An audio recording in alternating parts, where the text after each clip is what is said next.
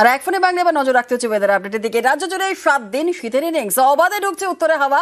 কলকাতার সর্বনিম্ন তাপমাত্রা রয়েছে 15.8 ডিগ্রি। পশ্চিমে জেলাতেই বা কেমন ওয়েদার থাকবে, উত্তরবঙ্গে বা কেমন ওয়েদার থাকবে জানবো। আমাদের সঙ্গে রয়েছেন আমাদের প্রতিনিধি বিশ্বজিৎ সাহা। বিশ্বজিৎ, কি বলছে হাওয়া অফিস?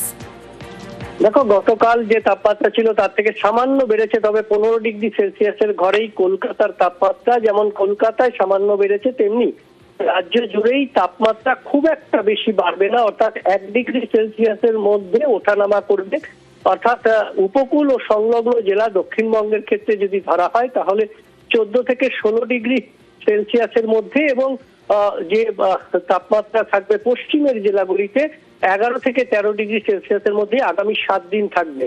অবাধ উত্তরে হাওয়া বইছে। এই মুহূর্তে সিস্টেমে কোনো বাধা নেই, কোনো পশ্চিমী ঝঞ্ঝার সম্ভাবনা নেই, কাজেই কোনো বৃষ্টিপাতেরও কোনো সম্ভাবনা আপাতত নেই। একেবারে উত্তরের যে শীতল হাওয়া উত্তর পশ্চিম দিক থেকে আসছে, সেই শীতল হাওয়াতেই একটা শীতের আমেজ বজায় থাকবে আগামী 7 দিন। তবে সকালের দিকে কোথাও কোথাও হালকা কুয়াশার সম্ভাবনা, শিশির পড়তে পারে, এবং উপকূল অর্থাৎ যেখানে জল বেশি থাকবে, জলাশয় বেশি থাকবে, সেখানে সামান্য কুয়াশার সম্ভাবনা দক্ষিণবঙ্গের ক্ষেত্রে হবে।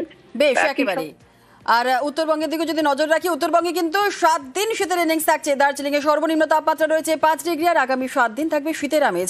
উত্তরের মোট 4 জেলায় কুয়াশা দাপটও থাকছে। দার্জিলিং এ ঘন কুয়াশা, দৃশ্যমানতা কম। জলপাইগুড়ি, আলিপুরদুয়ার, কোচবিহারেও কিন্তু কুয়াশা রয়েছে।